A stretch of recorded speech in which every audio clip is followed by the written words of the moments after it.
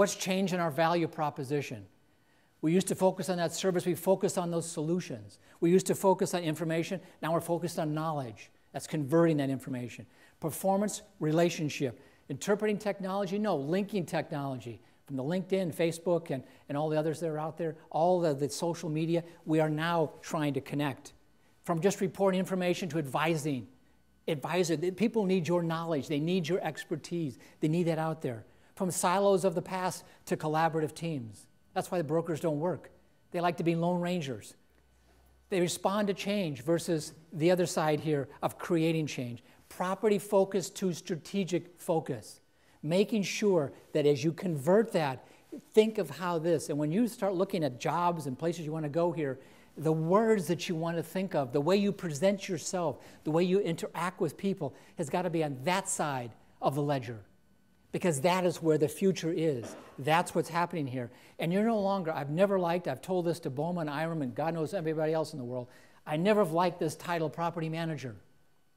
Because you no longer operate just properties. That property is just bricks and mortar. It's not the four walls, it's what's inside the four walls that counts the most. And you are about an enterprise leader. You've got to deal with issues of environmental. You've got to deal with issues of security and safety and evacuation. You've got to deal with issues of the community. You've got to deal with the tenants. You've got vendors. You've got the whole list of gamut. You're like a mini city manager. And so that means that your value, the value you provide is so much greater. And you've got to make sure that you always position yourself as someone who brings more to the table than I know how to manage a property. So here's some factors to consider here. Number one, whenever you go look for a company, you go make sure that they have the values that you want to have in a company. It has to be the right cultural fit. Do not go to any employer. Go to someone who believes that you believe works with your sense of work ethics. The brand in the company. I will advise every single young person coming out of college today, go with a winner first. Go with a brand name first. Do not go with Frank and Judy's management company. We have two properties or something. That won't help you in the future. Go with a brand for the first 3, 4, 5 years. Build that on your resume. Make that happen. Make sure they have a training program. You're not going there just to work your rear end off. You're going there to learn, to grow, to be able. What is the training program? How are they going to make you a better professional? That's got to be present as well. How are they going to develop your career? What are the career development things? How are you going to be mentored? Who do you report to? You report to Hill of the Hun, or you report to, who do you report to? You got to make sure that who you're reporting to is equally valuable to you. You're also going to look at the location. Where are you going to be working? What part, what city, what area, what do you like? How are you able to network? If there's another thing I leave with you today is please keep as many names in your BlackBerry or your iPhone or wherever else. Keep as many network names. Use LinkedIn, whatever you want to do. Every time you meet somebody, get that name in there. Because over the next 10 years, if you put in 200 or 300 names a year, you're looking at thousands of names of connectivity for you that you can get out and knock them down. So do not hesitate. I don't care where you go, how you go. If I reach one of you, I make sure I knew all these guys right here are all on my LinkedIn. Okay, can I have your car? Can I have your car? Craig, can I have your car? Okay? I don't know if I ever use Craig ever. However, the time might come, you may want to use Craig. Okay? It's that kind of way of using that networking. Make sure you know what your responsibilities are. Make sure of what experiences other people who have worked in that company, what did they say about that company? You better find out. Don't be blindsided. Don't go, oh my God, I didn't know this. They fired the last 6 guys in this position. That's crazy. Find out what's there.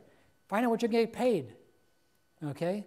Don't say, I expect to get $60,000. You're going to say, well, yeah, there's the door, pal. They'll hit you on the way out. Okay? You go in there and say, I want to be treated fairly like all others in the position for the comparable responsibilities and the comparable opportunity.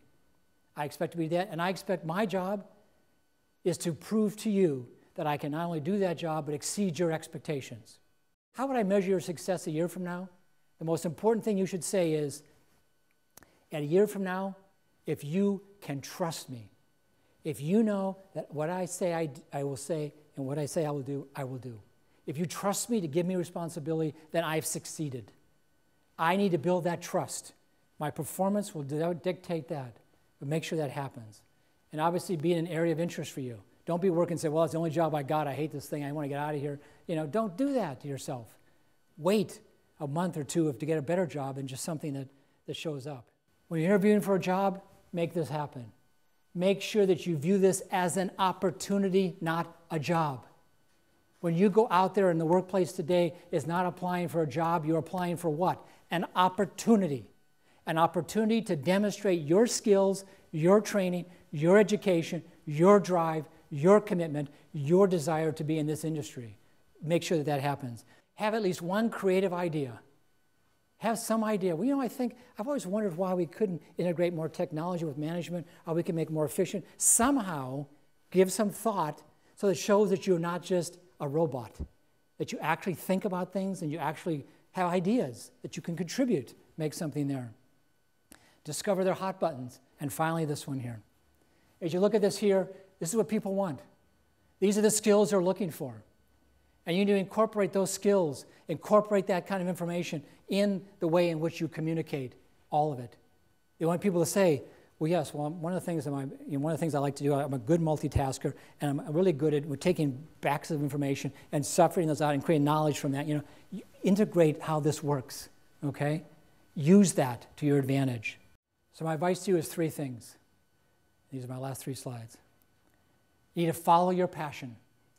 Follow what you really enjoy. Live the life that you've imagined, what you want for yourself. Get out there with a passion and a conviction. Remember that your career is not about options. It's about choice. The choices that you make as individuals. And what choice are you going to make to fulfill that potential? Make sure it's the right choice, not just a choice.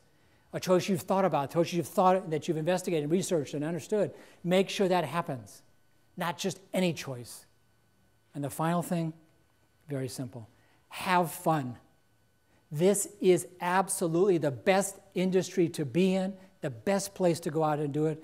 And right now, go out and enjoy the opportunities that this cycle, that this market, that this education, that your background has given you, because you are in truly the best place, the best industry in this country.